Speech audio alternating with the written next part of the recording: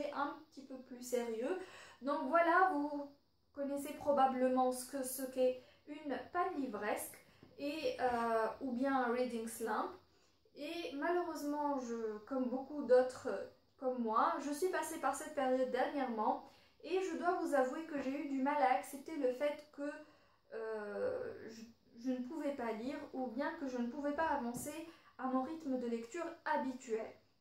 Donc, ce que je fais d'habitude, c'est de faire une sorte de lecture plus légère pendant mes périodes de panne livresque pour ne pas arrêter de lire. Donc, plus ou moins, je n'ai pas vraiment de panne livresque, plutôt un ralentissement dans mon rythme de lecture. Mais ça me permet de ne pas m'arrêter. Voilà, c'est pas un arrêt total, genre pendant plus d'une semaine, je ne lis rien du tout, je ne peux pas, c'est plus fort que moi. Pour moi, c'est essentiel de lire, même si c'est des petits trucs comme ça. Donc, ce que je fais d'habitude pour ne pas tomber dans les pannes livresques, c'est quand je sens un ralentissement dans mon rythme de lecture, ou bien je n'ai pas envie de prendre tout un roman pour le commencer, je lis des comics ou bien des mangas, même des bandes dessinées, et ça me permet en fait de ne pas arrêter de lire tout en lisant plus ou moins des trucs légers qui sont agréables à l'œil. Donc je vais vous montrer 3 formats que vous pouvez essayer parce que franchement je pense que c'est une bonne idée pour continuer à lire même quand vous passez par une période de panne livresque. Voilà.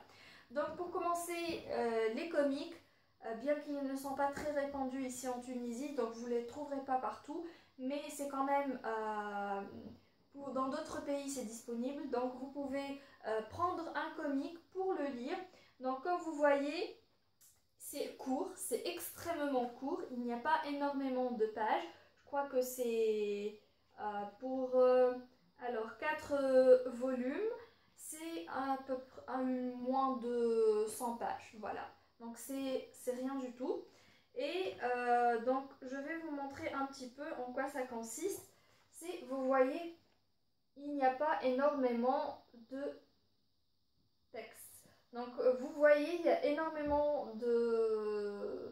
d'images que vous suivez tout au long de l'histoire pour pouvoir la comprendre. Et vous n'avez pas besoin de lire énormément, donc c'est tout bénef à mon avis. Ensuite, le second format, c'est bien sûr la graphic novel. Et là, je vais ressortir un livre que je vous ai présenté assez récemment. Donc c'est American Vampire. Et voilà, donc c'est une nouvelle graphique. Et comme vous le voyez ici, il n'y a pas énormément de texte non plus. Donc vous pouvez le lire rapidement. Ça pourrait vous sembler assez lent, mais en fait pas du tout, ça se lit rapidement. Je l'ai lu en 1 heure à peu près, peut-être un petit peu moins. Donc voilà, comme vous pouvez le voir, il n'y a pas énormément de texte. Donc c'est comme si vous regardiez un film ou un truc comme ça.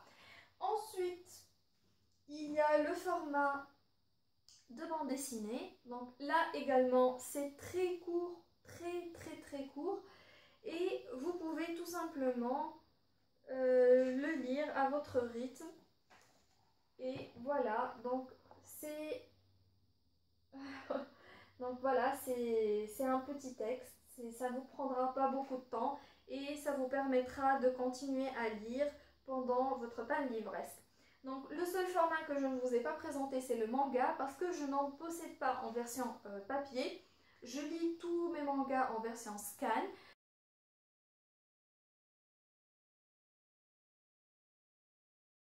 Bien que j'ai fait dernièrement un petit achat qui n'est pas encore arrivé, j'ai pris le premier volume de One Punch Man et j'attends son arrivée dans quelques temps.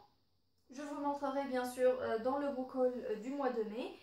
Et à part en fait les lectures, ce genre de lecture qui est simple, rapide et facile, ce que je vous conseille c'est de prendre des nouvelles qui soient dans un genre que vous êtes sûr d'apprécier. Donc peut-être un auteur que vous connaissez qui écrit des romans qui soient moins de 200 pages, qui soient peut-être même moins de 150 pages. Et vous pouvez les lire doucement, voilà, à votre propre rythme et sans trop vous forcer. Donc choisissez des thèmes qui soient légers, qui soient sans prise de tête, voilà, donc ça vous aidera sûrement à reprendre votre rythme de lecture. Ensuite, un autre conseil, c'est de ne pas laisser tomber. Donc même si vous ouvrez un livre, vous le commencez et vous n'arrivez pas à continuer avec, c'est pas grave, fermez-le et prenez un autre livre et essayez de trouver quelque chose qui retienne votre attention.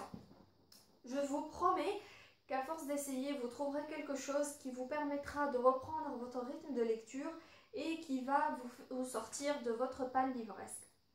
Ensuite, ce que je peux vous proposer, c'est d'essayer de changer de lieu de lecture. Par exemple, si vous avez l'habitude de lire enfermé dans votre chambre, essayez d'aller dans un autre endroit, en extérieur par exemple.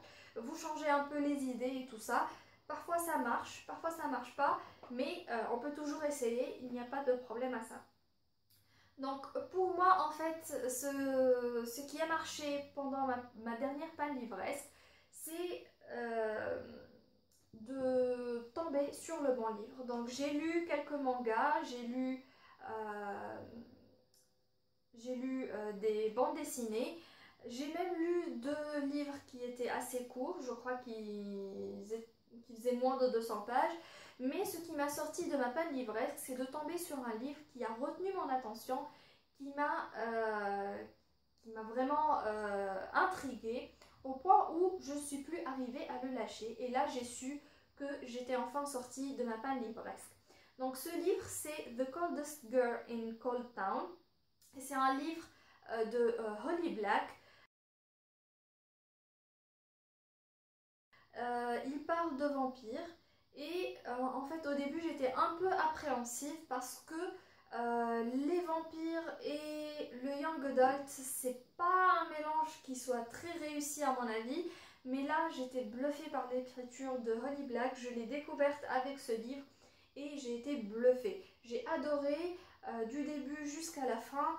J'ai adoré les vampires, j'ai adoré l'univers, j'ai adoré le style de l'auteur et je vais sûrement continuer avec cet auteur. D'ailleurs, j'ai pratiquement tous ses livres et je compte bien tous les lire. Donc, j'espère que j'ai répondu un peu à vos questions. Si vous voulez me poser quelques questions, je serai heureuse de vous répondre.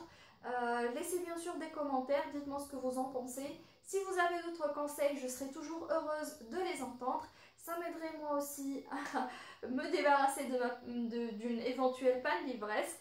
Et je vous dis à très bientôt.